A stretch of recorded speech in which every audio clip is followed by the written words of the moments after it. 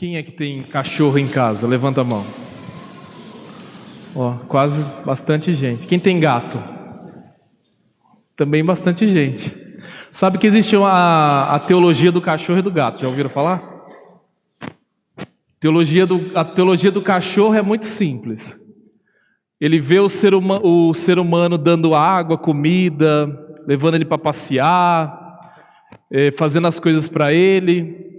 Aí ele pensa assim: nossa, ele faz tudo isso comigo, então ele só pode ser Deus. E aí ele serve fielmente o ser humano. Ele está junto, se você bater nele, daqui a pouco ele volta abanando o rabo. Ele tem uma devoção ao ser humano. O gato é um pouco diferente. Ele vê o ser humano dando comida, água, fazendo as coisas para ele. Ele pensa assim: nossa, se ele está fazendo tudo isso para mim, então eu sou Deus. Então ele fica lá deitado, você que tem que ir atrás dele, ele acha que você é egoísta, ele vem a hora que ele quiser, não está nem aí, porque ele acha que ele que é o centro das atenções. Essas duas teologias estão dentro do nosso coração. Interessante que a primeira queda do homem no mundo, está lá no livro de Gênesis, é em si mesmo. É uma queda orgulhosa, é uma descida, um voltar-se para dentro de si mesmo. E uma segunda grande queda do ser humano está aí na primeira leitura, quando Moisés sobe ao monte, Deus faz toda uma libertação do povo. O que o povo faz?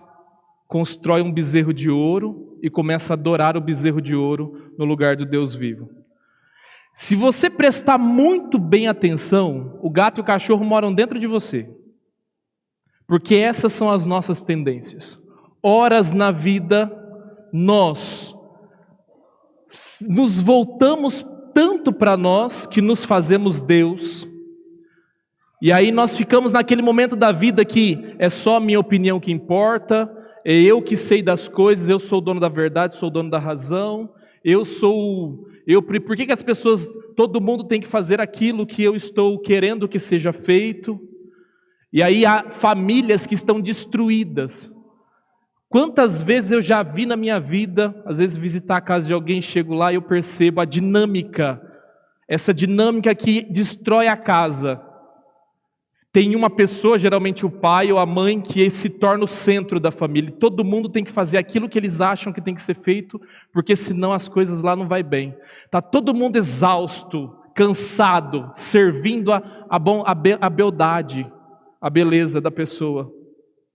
E aí a dinâmica da família está destruída, quebrada, não há respeito. E nós temos isso dentro de nós.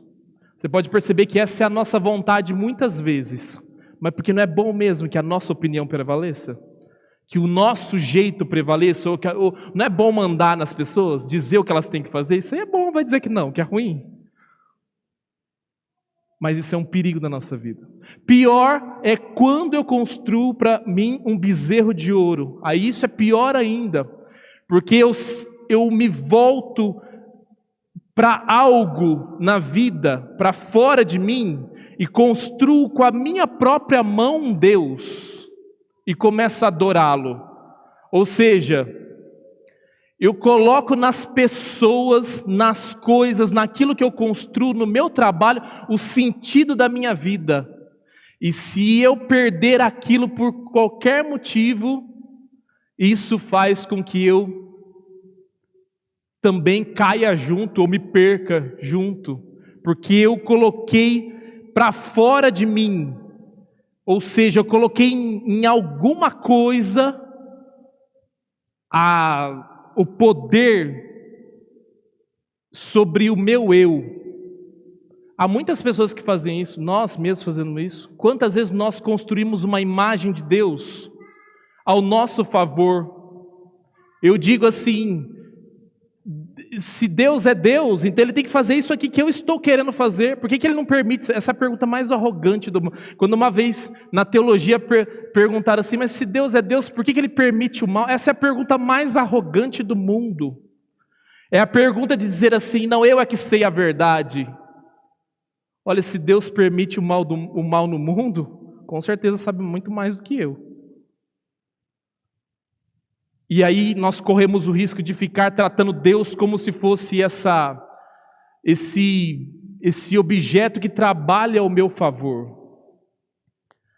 Hoje Jesus conta 3 parábolas. Pode perceber, nas 3 parábolas.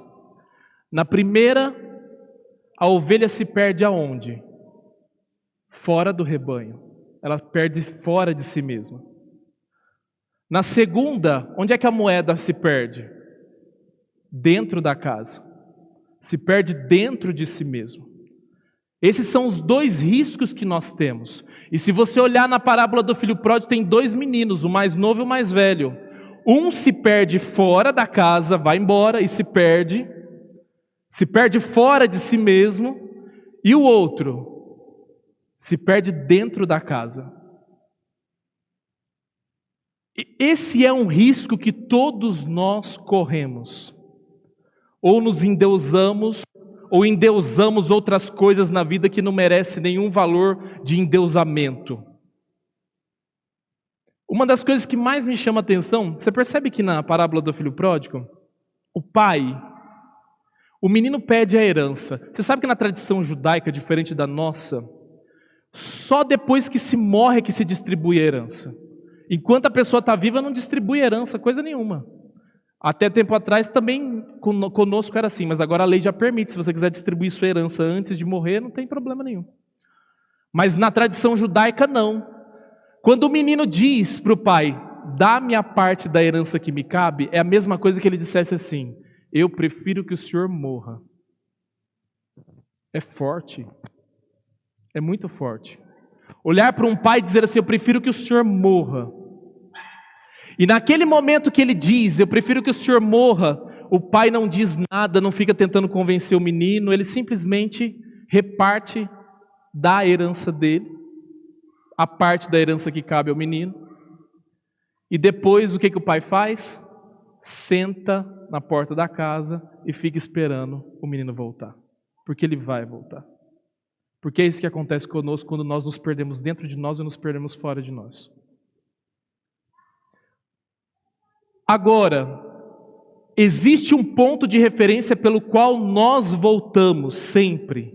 E quando o menino volta, o pai está lá de braços abertos, não quer saber, não pergunta o que aconteceu, não está querendo saber. Ele recebe o menino de braços abertos. É como se ele dissesse assim, graças a Deus que você caiu em si. Graças a Deus que você percebeu que o sentido da sua vida não é você mesmo. Graças a Deus que você saiu disso, que você cresceu. Graças a Deus que você teve que fazer a sua experiência aí na vida, enfim. Mas graças a Deus você saiu dessa moléstia, você saiu desse lugar onde você está. A ovelha, Jesus diz, o pastor vai atrás. A dracma, a moeda perdida, a mulher vai atrás. Quem é que vai atrás do menino perdido? Quem vai atrás? Ninguém vai atrás na parábola. Caia na real. Cai na real. O que precisa acontecer conosco é cairmos na real e sairmos desse mundo fantasioso que nós construímos em torno de nós mesmos. Porque se eu não faço esse processo de cair na real, eu não volto para o Pai, para a casa do Pai. E voltar para a casa do Pai há muitos significados. E significa, em absoluto, se voltar para Deus neste momento. O que é que nós precisamos para nos voltarmos para Deus? O que é que nós precisamos? O que nós ainda... Que tipo de lavagem do mundo nós estamos comendo e ainda não nos demos conta disso, que nós não precisamos disso. Eu não preciso de ser o centro do mundo, também não preciso fazer de ninguém o centro do mundo para que eu seja feliz. Aliás, eu preciso sair disso para eu ser feliz. O que é que eu preciso para que isso aconteça comigo? Caia na real e saia desse lugar onde você está. Quem é o seu Deus? Que tipo de idolatria você carrega no seu coração? A idolatria de si mesmo, orgulho, orgulhoso, arrogante, invejoso? Ou a idolatria para fora de si, cultivando mentira, cultivando falsidade, cultivando, enfim, uma série de coisas? Cai fora dessa idolatria, caia na real. A palavra de Deus diz assim, que o menino caiu em si, caiu na real. Nós precisamos fazer esse processo também e voltar para a casa do Pai. Um instante de silêncio, peça a graça de Deus de ser acolhido pelo Pai.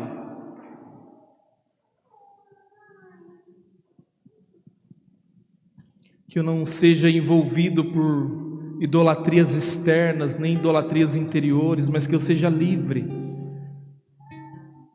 Seja livre dentro de mim, meu coração. Que eu não tenha medo de perder, que eu não tenha medo de mudar a minha mentalidade, mudar o meu jeito. Que Deus nos ajude todos os dias.